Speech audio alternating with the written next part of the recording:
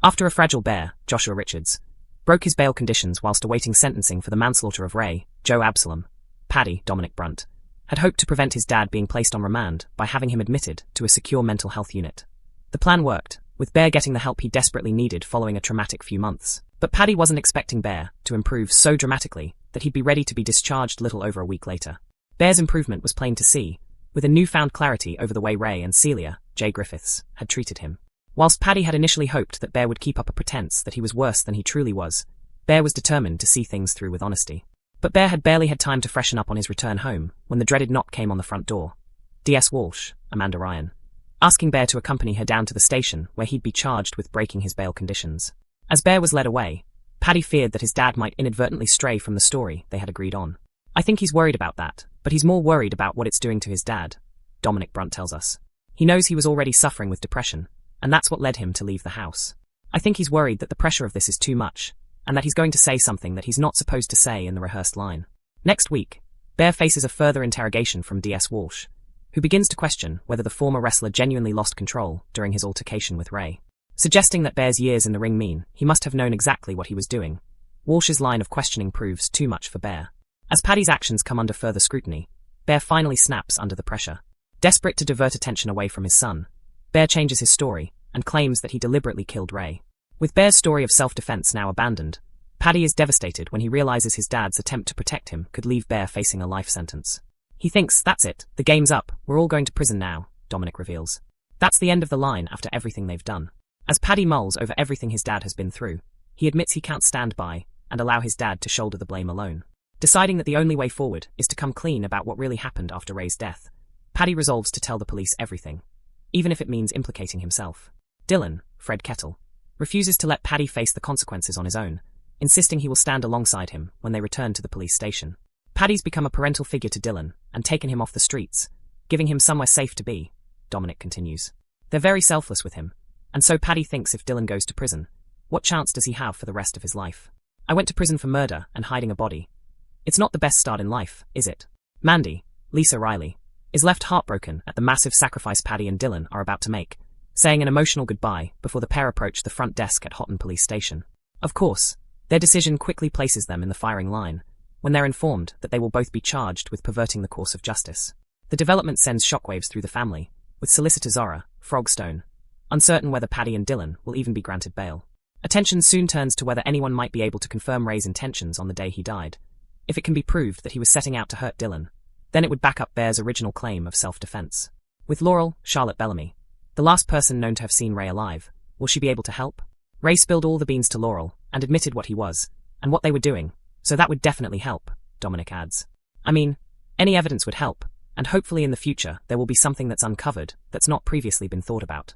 Later in the week, having been released from the station, Dylan is struggling under the weight of it all, still feeling guilty for bringing Ray into their lives in the first place. As the pressure continues to mount, April, Amelia Flanagan, becomes increasingly concerned that it may be becoming too much for him. Up at home farm, following the fallout from his night with Kim, Claire King, Graham, Andrew Scarborough, turns his attention back to Joe, Ned Porteous, determined to convince him that Kim cannot be trusted. After believing Rona, Zoe Henry, had stood him up when she failed to meet him on the footbridge, Graham returned to home farm where he seduced Kim into spending the night with him. However, things quickly turned sour the following morning when Graham discovered missed messages from Rona on his phone and abruptly turned cold on Kim. When Rona later learned what had happened, she quickly shut down any suggestion that they might reconcile. Kim was left equally unimpressed when she realized Graham was still actively pursuing Rona, turning on him after discovering what he had been up to. Next week, Kim attempts to draw a line under the situation as she opens up to Lydia, Karen Blick, insisting that she won't allow herself to fall for Graham again. Meanwhile, Graham continues his efforts to influence Joe, warning him to tread carefully when it comes to Kim and insisting that he is underestimating what his step-grandmother is capable of. However, Joe grows increasingly frustrated with Graham's persistence, leaving Graham to realize that he may need to come up with something more convincing if he is going to change Joe's mind. Pushing him for an answer, Joe finally makes an admission about something he's recently found out. Recent episodes have seen Kane, Jeff Hordley, finally tell his family the truth about his prostate cancer diagnosis, having initially tried to keep the news to himself. But the emotional moment was quickly overshadowed when he discovered that Moira, Natalie J. Robb, had sold Butler's farm to the Tates, after she'd asked Kim to visit her in prison. Earlier this week, after Moira signed the farm over, Joe wasted little time in announcing that Robert, Ryan Hawley, would be taking on the tenancy alongside partner Aaron, Danny Miller. The pair are soon set to install the recently unearthed stone sign from the Sugden family's original homestead, establishing a new Emmerdale farm in the village for the first time in nearly a quarter of a century. The Sugdens have always been at the centre of our village, having been the original farming family when Emmerdale was first created, producer Laura Shaw stated this week. This return to the farm's roots is a powerful moment, echoing the early drama that unfolded when Annie Sugden and her sons, Jack and Joe, farmed the land. For Kane, however, the change only serves to underline just how much has been lost. Next week, Kane reluctantly agrees to move into Wishing Well with his young sons Kyle, Hughie Quinn, and Isaac, Bobby Dunsmuir. However, the sudden upheaval proves unsettling for the boys, who are still trying to process everything that has happened in recent weeks. Later, as the family gathers in the Woolpack, Kane is in no mood for celebrating. When Joe comes over and apologizes to Lydia, and announces that he's increasing her pay, the Dingles are all suspicious. What is Joe up to? Determined that Moira's farming career shouldn't end with the loss of butlers, Kane begins looking into the possibility of finding land nearby, where they could start again, raising the prospect of a brand new Dingle farm. Meanwhile, Kane's diagnosis weighs heavily on Isaac, who becomes increasingly frightened about what it could mean for his dad. But will Kane be able to put his son's mind at ease? Elsewhere in the village, Carrie, Laura Norton, and Jai, Chris Bisson, continue attempting to keep their workplace relationship under wraps, but their secret won't stay hidden for much longer. The pair have been enjoying a clandestine romance in recent weeks, convinced they've managed to keep things quiet. Even after Jai's son Archie, Kaya C, previously came close to discovering what was going on. However, the situation begins to unravel when Archie and Kyle let something slip to Carrie's new husband Eric, Chris Chittle, prompting him to set about proving whether Carrie and Jai are secretly seeing each other. The marriage was only one of convenience for the pair, of course, designed to secure Eric's finances for eventual inheritance by Jacob, but the thought of Carrie carrying on behind his back still stings, particularly with a man like Jai. Eric begins keeping a closer eye on the pair as he quietly investigates what they might be up to. Before long, his curiosity pays off when he stumbles across concrete evidence that Carrie and Jai have been secretly seeing each other. But how will Carrie respond, and will she realize that she's been found out? Also next week, Jacob, Joe Warren Plant, faces a difficult week as the pressure of working under Dr. Todd, Caroline Harker, begins to mount. Having recently accepted Dr. Todd's offer to join her mentorship program, in addition to his existing placement at the hospital, Jacob soon realizes that her expectations are far higher than he first anticipated, and she wastes little time in making her dissatisfaction known.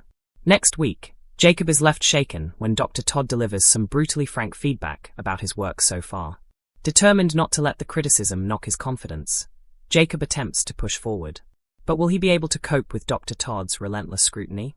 Inside the secure mental health unit, Beowulf sat calmly across from the doctor. The difference in him was obvious.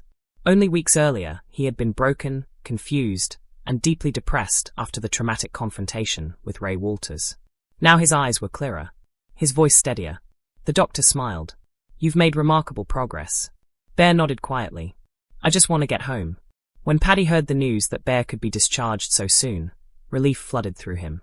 But it was mixed with fear. Because once Bear left the hospital, the police would be waiting. Bear had barely stepped back into the small cottage he shared with Paddy when it happened. A knock. Heavy. Official. Paddy's heart sank. Standing on the doorstep was D.S. Walsh. "Bear Wolf," she said calmly. "I need you to come with me to the station." Bear nodded slowly. Paddy watched helplessly as his father was led away. Later that evening, Paddy sat alone in the living room. His thoughts raced. He knew Bear wasn't a criminal. Bear had only been trying to protect him and Dylan. But the truth about Ray's death was complicated. Too complicated. And if Bear said the wrong thing under pressure, everything could collapse. At the police station, D.S. Walsh studied Bear carefully. "You claim Ray attacked you," she said. "Yes. And you lost control?" Bear nodded. Walsh leaned forward. "You were a professional wrestler for years." Her voice sharpened. "A man with that level of physical training doesn't just lose control." Bear shifted uneasily. Walsh's words dug into his mind.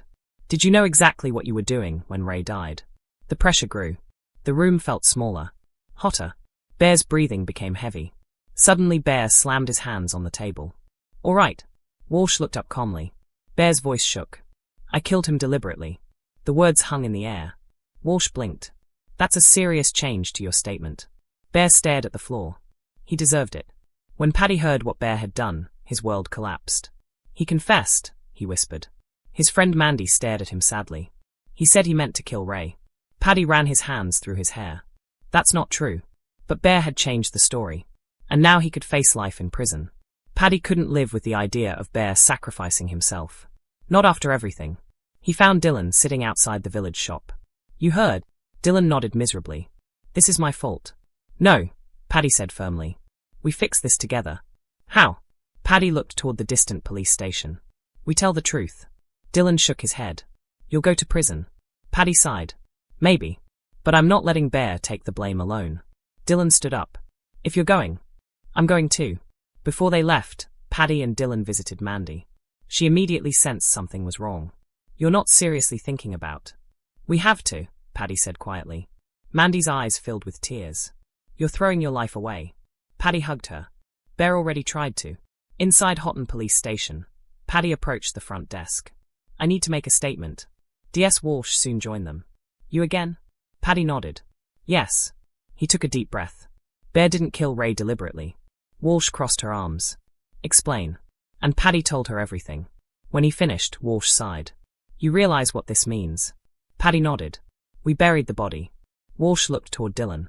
"And you helped?" Dylan whispered, "Yes." Walsh wrote in her notebook. "You'll both be charged with perverting the course of justice." The news spread quickly through Emmerdale. At the Woolpack, the Dingles sat in stunned silence. "This is a disaster," Charity muttered. Kane shook his head. "They were trying to protect family. That won't help them in court." Meanwhile, hope arrived from an unexpected place. Laurel Thomas. She had been the last person to see Ray alive. And she knew something important. Ray had confessed his plans to her. He had intended to hurt Dylan. If she told the police, it could support Bear's original claim of self-defense. Laurel sat nervously at the kitchen table. This testimony could change everything. But it also meant reopening painful memories. Finally she stood. "I have to tell them." Meanwhile Dylan struggled under the weight of everything. "This is all because of me," he told April. April shook her head. "You didn't make Ray a bad person. But I brought him here." April placed a hand on his shoulder. "You're not alone." Elsewhere, drama brewed at home farm. Graham Forster was growing increasingly frustrated with Joe Tate. "You're underestimating Kim," Graham warned. Joe rolled his eyes. "You worry too much."